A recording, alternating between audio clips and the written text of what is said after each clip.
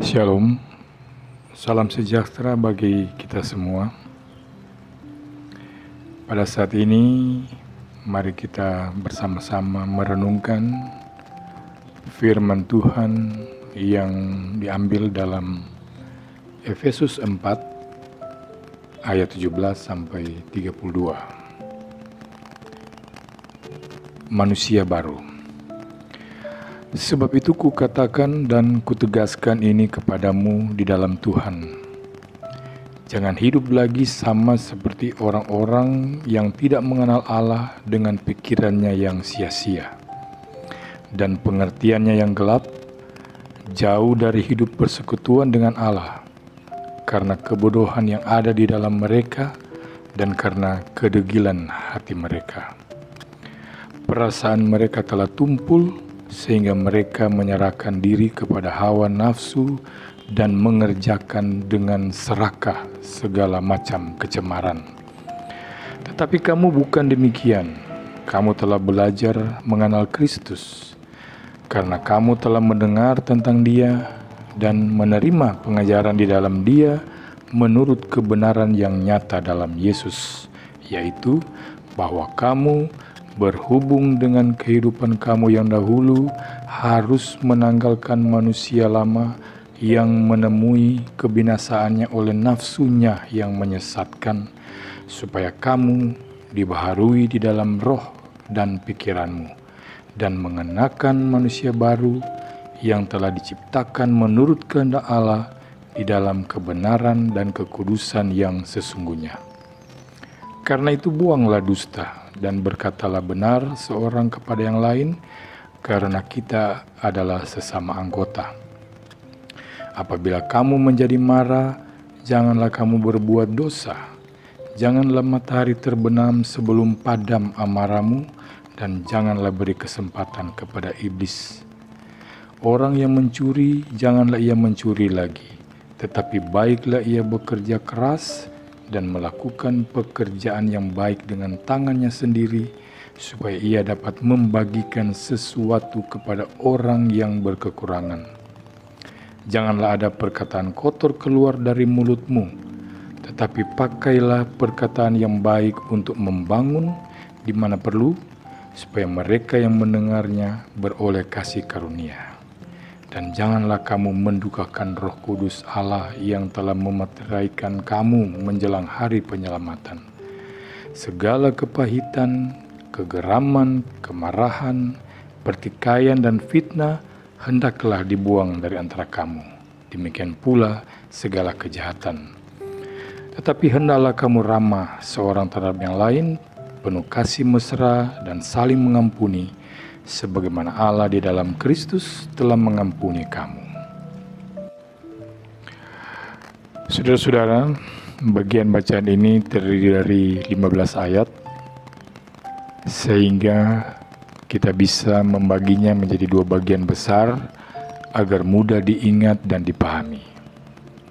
Pada bagian yang pertama, yaitu ayat 17 hingga 24, Rasul Paulus berbicara mengenai apa yang harus kita tinggalkan dari kemanusiaan kita yang lama. Sementara itu di bagian yang kedua, yaitu ayat 25 hingga 32, Rasul Paulus berbicara mengenai apa yang harus kita tanggalkan dalam kemanusiaan kita yang baru. Inti dari kedua bagian itu adalah, kalau kita benar-benar mau menjadi manusia yang baru di dalam Kristus, kita harus bersedia, betapapun sulit dan beratnya, mengucapkan selamat tinggal pada beberapa sifat, karakter, dan kebiasaan kita yang lama. Tidak ada manusia baru yang sifat, karakter, dan kebiasaannya masih yang lama. Apa yang paling disukai oleh Tuhan adalah jika ada orang yang mengatakan bahwa kita betul-betul telah berubah setelah kita menjadi orang Kristen. Nah, apa saja yang harus kita tinggalkan dari kemanusiaan kita yang lama? Menurut Rasul Paulus, orang-orang yang tidak mengenal Allah, yang masih hidup di dalam kemanusiaannya yang lama, mempunyai satu ciri pokok, yaitu mereka penuh dengan pikiran yang sia-sia, akal budi dan pengertian mereka gelap, Ini disebabkan oleh 3 hal. Pertama, mereka dikuasai oleh kebodohan dan kedegilan hati mereka. Degil adalah sebuah kata yang sebenarnya sangat mengerikan, karena istilah Yunani yang dipakai oleh Rasul Paulus di sini adalah porosis, yang berasal dari kata poros, artinya semacam batu yang kerasnya luar biasa, jauh lebih keras daripada marmer yang paling keras. Jadi orang yang tidak mengenal Allah, manusia lama kita mempunyai ciri memiliki hati yang amat keras. Begitu kerasnya sehingga mereka tidak lagi mempunyai perasaan dan akal sehat lagi. Begitu kerasnya sehingga diapa-apakan sudah tidak mempan lagi. Itulah artinya hati yang degil itu. Seperti yang dikatakan pada ayat ke-19, perasaan mereka telah tumpul. Ini menunjukkan betapa berbahayanya kuasa dan pengaruh dosa kalau ia bekerja di dalam hati manusia. Karena kuasa dan pengaruh dosa itu akan membuat hati manusia menjadi semakin keras, perasaan menjadi semakin tumpul, hati menjadi semakin degil. Misalnya pada kali pertama orang berbuat dosa, masih ada perasaan takut. Barangkali keringat dingin mengucur, tubuh gemetar, dan wajah pucat. Pada kali kedua dan ketiga, orang yang berbuat dosa masih punya perasaan menyesal dan perasaan bersalah. Namun kalau Anda terus berbuat dosa yang sama, lama-kelamaan Anda tidak akan merasakan apa-apa lagi. Merasa berdosa dan bersalah pun tidak. Justru inilah yang sangat berbahaya. Sebab kalau kita tidak sedikit pun merasa berdosa atau bersalah, bagaimana kita bisa bertobat? Bagaimana kita bisa dibarui serta diampuni kalau kita tidak bertobat? Ciri kedua dari kemanusiaan lama yang dicela Rasul Paulus adalah orang-orang yang menyerahkan diri kepada hawa nafsu. Sebenarnya terjemahan yang lebih tepat adalah menyerahkan diri kepada hawa nafsu tanpa rasa malu. Ini terjadi kalau pengaruh kuasa dosa sudah amat dalam dan amat parah. Pada mulanya kalau orang berbuat dosa, ia masih punya rasa malu. Ia masih berusaha akan menutupi atau menyembunyikannya perbuatannya itu. Namun lambat laun perasaan malu itu akan hilang. Orang sudah akan berani terang-terangan berbuat dosa. Ia tidak peduli pada pendapat orang lain lagi. Orang korupsi dan memungut pungli secara terang-terangan. Orang menggandeng perempuan lain tanpa sembunyi-sembunyi. Orang mabuk terang-terangan di depan umum. Dosa membuat manusia menjadi hilang rasa kepantasannya, hilang rasa kepatutannya. Nafsu yang berkuasa dan ia tidak peduli lagi pada apapun yang akan dikatakan orang lain.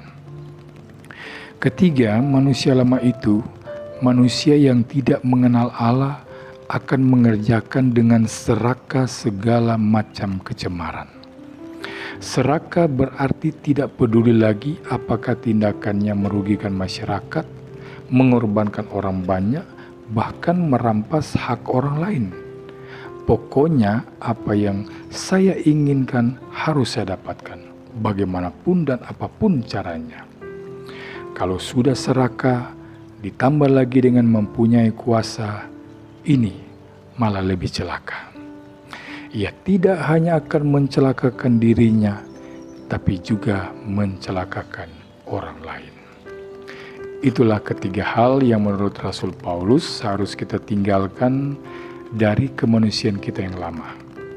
Padahal ketiga hal ini justru yang sekarang amat kuat hidup di dalam masyarakat kita. Sebab begitu banyak orang yang tidak lagi mempunyai rasa bersalah, tidak mempunyai rasa malu, tidak mempunyai rasa tepaseliro. Namun itulah yang harus kita tinggalkan sebelum kita dapat mengenakan manusia baru yang telah diciptakan menurut kehendak Allah di dalam kebenaran dan kekudusan yang sesungguhnya. Bagian kedua dari nasihat Paulus yang kita baca saat ini membicarakan 6 hal yang sekarang harus kita tanggalkan dalam kemanusiaan kita yang baru. Keenam hal tersebut adalah sebagai berikut. Hal pertama yang harus kita buang adalah sikap dusta.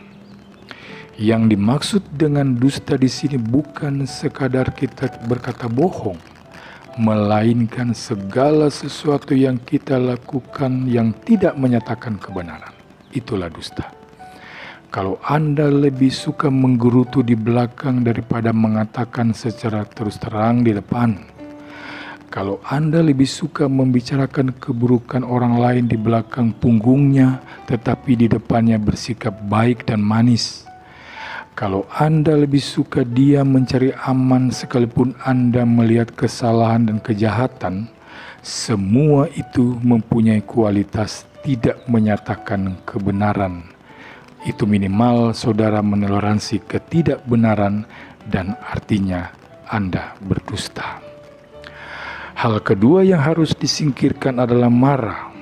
Dikatakan, apabila kamu menjadi marah, janganlah kamu berbuat dosa. Janganlah matahari terbenam sebelum padam amarahmu. Jelas di sini bukan berarti orang Kristen tidak boleh marah. Rasul Paulus tidak mengatakan jangan kamu marah. Ia mengatakan apabila kamu marah. Artinya boleh marah. Marahlah pada tempatnya. Ada saatnya memang kita boleh marah. Ada saatnya barangkali kita harus marah. Yesus sendiri pernah marah, bahkan marah luar biasa ketika dia melihat bahwa kesucian, kebenaran dan kebaikan Allah dicemarkan, diputarbalikkan, serta diinjak-injak. Namun itu kemarahan yang suci, kemarahan yang benar. Yesus tidak marah hanya untuk membela dirinya sendiri. Ketika dia tersinggung, Yesus tidak marah. Ketika dia difitnah, dia tidak marah. Malah ketika dia diperlakukan sewenang-wenang, bahkan ketika dia disalibkan, dia tidak marah. Apa sebabnya? Karena seperti yang dikatakan Rasul Paulus, kalau Yesus marah, itu bukan karena dia dikuasai oleh rasa benci, tapi justru oleh rasa kasih. Bukan karena dia ingin orang lain celaka, melainkan justru supaya orang lain melakukan yang benar. Karena itu, Yesus tidak dikuasai oleh kemarahan, namun dia menguasai kemarahan itu sehingga hal tersebut justru mempunyai dampak yang positif. Yang erat hubungannya dengan ini adalah hal yang ketiga. Ketika Paulus mengatakan marah boleh, tetapi dendam jangan. Jangan biarkan kemarahan kita terus berlangsung sampai matahari terbenam, dan jangan beri kesempatan kepada iblis. Dendam paling gampang dimanfaatkan oleh iblis, karena kalau ada rasa dendam, kita sudah membenci orang lain. Kita lalu mencurigai orang lain. Kita tidak lagi mempercayai orang lain. Dan iblis akan senang sekali. Ada begitu banyak orang yang jatuh dalam dosa. Mereka sebenarnya berusaha untuk memperbaiki diri kembali, bangun dari kejatuhannya. Tetapi mengapa mereka malah jatuh kembali dalam cengkeraman iblis? Karena orang lain tidak mau menerimanya. Ia tidak dipercaya lagi. Ia tidak diberi kesempatan lagi karena ada dendam. Keempat, dalam ayat 28 Paulus mengatakan, orang yang mencuri janganlah ia mencuri lagi, tetapi baiklah ia bekerja keras dan melakukan pekerjaan yang baik dengan tangannya sendiri, supaya ia dapat membagikan sesuatu kepada orang yang berkekurangan. Dari pencuri menjadi pekerja keras. Menjadi manusia baru berarti berusaha agar kita tidak merugikan orang lain, tidak menjadi parasit, tidak menjadi pengganggu bagi orang lain. Sebaliknya kita harus bekerja keras secara jujur untuk memenuhi kebutuhan sendiri. Namun tidak sampai di situ saja. Paulus menambahkan bahwa kita melakukan hal tersebut agar kita dapat membagikan sesuatu menjadi berkat bagi orang lain. Hal kelima berhubungan dengan mulut, di mana Paulus mengatakan, janganlah ada perkataan kotor keluar dari mulutmu, tetapi pakailah perkataan yang baik untuk membangun. Saudara-saudara, Rasul Paulus tahu benar bahwa kata-kata itu dapat jauh lebih menyakitkan, jauh lebih menusuk daripada pedang yang tajam. Karena itu baiklah kita berpikir 2 atau 3 kali sebelum kita berbicara. Pikirkan bukan saja apa yang kita katakan, tetapi bagaimana mengatakannya. Bertanyalah, apakah kata-kataku nanti akan menyakiti, melukai, membunuh, atau membangun orang lain? Bukankah di dalam praktek lebih mudah memaafkan orang yang pernah memukul kita dengan tangannya daripada memaafkan mereka yang pernah melukai kita dengan perkataannya? Dan terakhir yang keenam, Paulus berkata, dan janganlah kamu mendukakan Roh Kudus Allah. Roh Kudus Allah berfungsi untuk mengarahkan hidup kita supaya terarah pada Allah dan terbuka kepada sesama kita. Jadi kita dimampukan untuk mengasihi Allah dan sesama kita. Sebab itu tidak ada yang lebih mendukakan Roh Kudus daripada kita yang sudah lama menjadi Kristen tetapi masih dikuasai oleh keangkuhan dan masih mementingkan kepentingan diri sendiri. Allah hanya kita jadikan sebagai pelayan untuk memenuhi keinginan kita, sementara orang lain kita jadikan objek untuk memenuhi kepentingan kita.